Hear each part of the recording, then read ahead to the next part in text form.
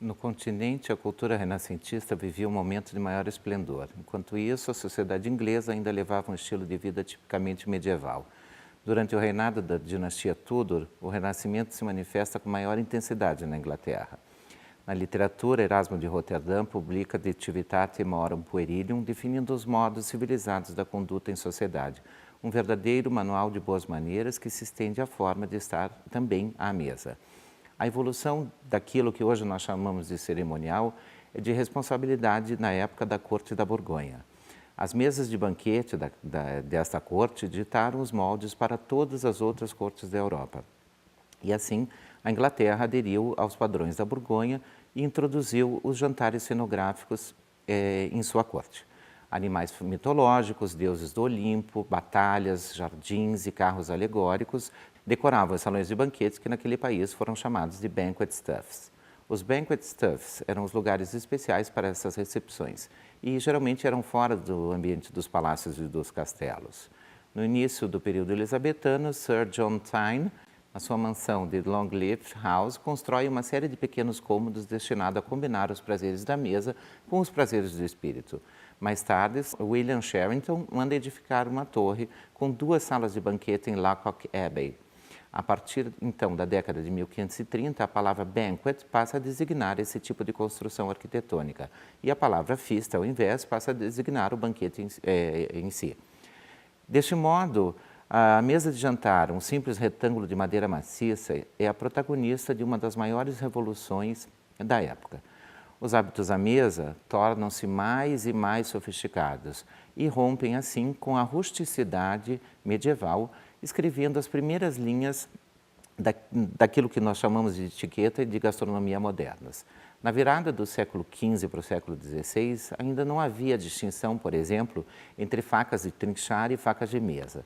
Os demais talheres também não eram comuns e a maioria dos comensais comia com as próprias mãos, segurando os alimentos, pedaços de carne, pães, etc., com 2 dedos da mão esquerda e cortando as carnes com a mão direita. E, obrigatoriamente, um convite para o jantar significava que cada comensal deveria levar os seus próprios talheres, carregados no bolso, nas bolsas, no caso das mulheres, que eram exibidos, inclusive, como joias. O uso do garfo representa, para a culinária, aquilo que a perspectiva foi para a pintura renascentista, uma enorme revolução. Ele foi introduzido pelos italianos e, no início, possuía só 2 dentes, e por isso foi apontado, inclusive, como um objeto demoníaco. Mais tarde, já com os 4 dentes, como nós conhecemos hoje, o garfo substitui a colher como o protagonista das mesas, e cujo reinado devia-se à preferência medieval pelos pratos ensopados. Na Inglaterra, já James I usava diariamente o garfo, mas após a sua morte, em 1625, quase ele não deixa seguidores. Foi somente um século mais tarde, por volta de 1725, que o garfo tornou-se um objeto popular na Inglaterra, quando cerca de 10% das famílias inglesas já fazia uso de garfos e facas em suas próprias casas. Outro objeto interessante também foi o guardanapo, que substituiu as bordas das toalhas, os cachorros que transitavam pelos salões dos banquetes, onde as mãos eram limpas na pelagem, e as próprias roupas e aquelas dos vizinhos. O guardanapo deixa de ser um mero elemento decorativo e a sua função cresce. Neles são limpos, além da boca e das mãos, as facas e as colheres de cada comensal. E a arrumação da mesa também é essencial para se ostentar pratarias, bachelas, enxovais de tecidos raros e elaborados, além de cristais e vidros decorados. Na Renascença, não somente o comportamento à mesa é que muda, mas também as receitas. O prato, que antes era um prato individual, passa a ser regra e tudo se conjuga para um maior refinamento à mesa. Desaparece aquela tendência medieval propriamente dita de mascarar os alimentos condimentando-os exageradamente. O tempo de cozimento, que antes girava em torno de 24 horas, também é drasticamente reduzido, para que o sabor original da comida aflore.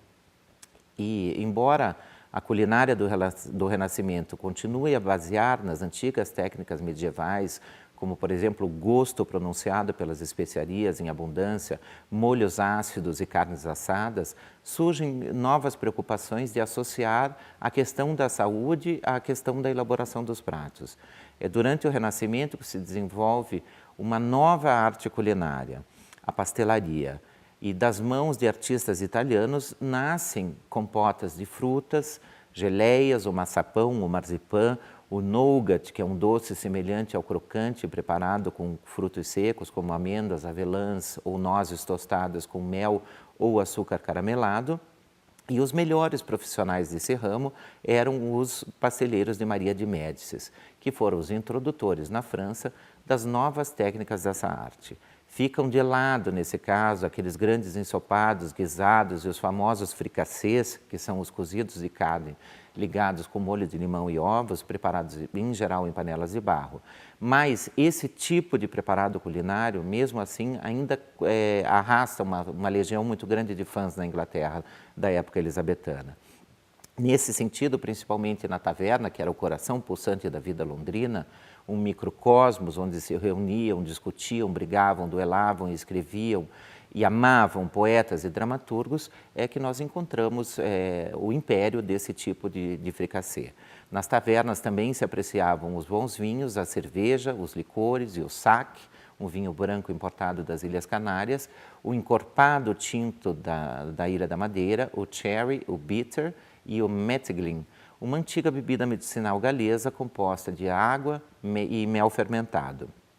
Sentado sobre as luzes das lanternas a óleo dessas tavernas, Shakespeare inspira-se para traçar, por exemplo, o perfil de um dos mais célebres beberrões da história do teatro e certamente o mais rumoroso e o mais engraçado de todos eles, John Falstaff, o príncipe das tavernas. E a bebida de Baco é mencionada em 26 das 37 obras teatrais de Shakespeare.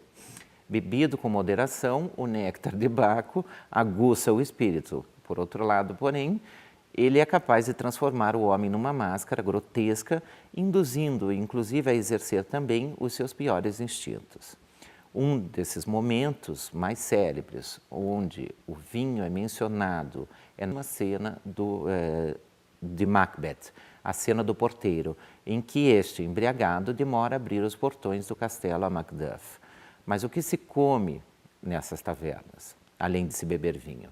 As refeições são abundantes e os pratos são bastante variados.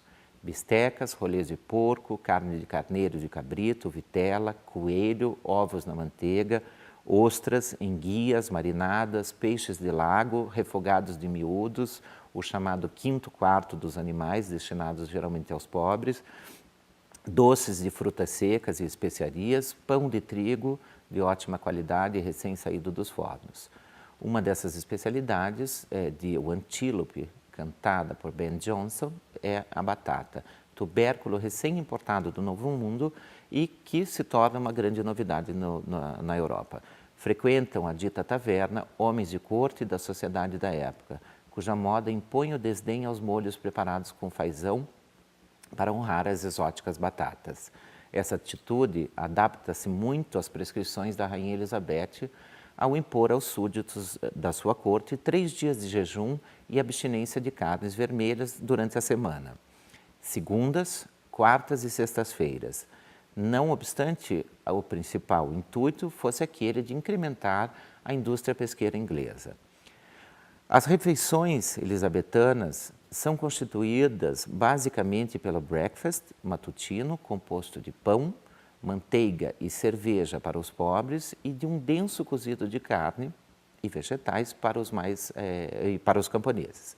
O almoço, consumido por volta das 11 horas, é o dinner, composto por um assado de cabrito, coelho cozido em geral, bacon, peixe e acompanhado por cerveja, seguida de doces, naturalmente para as classes mais abastadas. Por volta das 17 horas, as pessoas consumiam um jantar leve, o supper, com caldos e eventualmente com alguma sobra do almoço. E as classes populares replicavam no jantar o que haviam consumido pela manhã, acrescentando algumas vezes biscoitos, queijos, ovos, pão e até mesmo alho. E a característica nacional dessa alimentação inglesa, em confronto com os outros países do restante da Europa, é que os cidadãos podem naturalmente se permitir o grande consumo das carnes. Consumo esse que levou os franceses a chamarem os soldados ingleses de beef eaters, comedores de carne, nome ainda hoje usado pelos guardas reais da Torre de Londres. Algumas receitas, verdadeiros ensaios de bravura cenográfico-gastronômica, têm também um valor estético e de representação, como, por exemplo, pavões inteiros servidos com a própria plumagem, além de outros animais exóticos que hoje não fazem mais parte dos cardápios normais. Mas, afinal, o que se come nas tavernas? As refeições são abundantes, os pratos são bastante variados e temos bistecas, rolês de porco, carne de carneiro, vitela, coelho na manteiga, ostras, enguias marinadas, peixes de lago, refogados de miúdos e o chamado quinto quarto dos animais, aquele pedaço destinado aos pobres. E doces de frutas secas, especiarias, pão de trigo de ótima qualidade recém-saído dos numerosos fornos da cidade. E uma das especialidades, por exemplo, de One Antelope, cantada por Ben Jonson, é a batata. Esse tubérculo recém-importado do Novo Mundo que começa a frequentar as mesas da Europa. Frequentavam também a dita taverna os homens da corte e da sociedade da época, cuja moda impõe o desdém aos molhos preparados com fazão, por exemplo, para honrar as exóticas batatas. Essa atitude adapta-se muito bem às prescrições da Rainha Elizabeth ao impor aos súditos da sua coroa 3 dias de jejum e abstinência de carnes vermelhas durante a semana, ou seja, nas segundas, quartas e sextas-feiras. Não obstante, o principal intuito fosse aquele de incrementar a indústria pesqueira inglesa. Essas refeições elisabetanas são constituídas pelo breakfast matutino, composto em geral por pão, manteiga, cerveja para os nobres e de um denso cozido de carne e vegetais para os camponeses. O almoço, em geral, consumido por volta das 11 horas, é o chamado dinner. E ele previa um assado de cabrito, de coelho cozido, bacon, peixe acompanhado de cerveja, seguido de doces, naturalmente, para as classes mais abastadas, né? E por volta das 17 horas, apreciava-se também um jantar leve, ou supper, com caldos e, eventualmente, com alguma sobra do almoço para as classes mais populares, que replicavam no jantar aquilo que consumiam pela manhã, acrescentando algumas vezes biscoitos, queijos, ovos, pão e, inclusive, alho. E uma característica nacional da alimentação inglesa, em confronto com a alimentação de outros países, é que os cidadãos podem naturalmente se permitir um grande e excessivo consumo de carnes. Os cidadãos franceses, inclusive, chamavam os soldados ingleses de beef eaters, comedores de carne, né? Um nome que, aliás, até hoje é utilizado pelos guardas reais da Torre de Londres.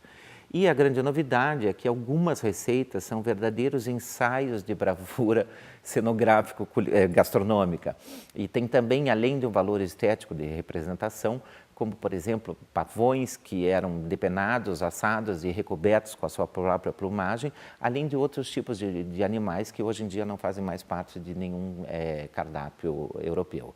E as sobremesas eram acompanhadas por vinhos doces, como o vinho do Porto e a Malvasia, prevêem também frutas frescas, algumas delas cozidas, outras assadas no forno, com canela, açúcar, mel e os chamados sweetmeats.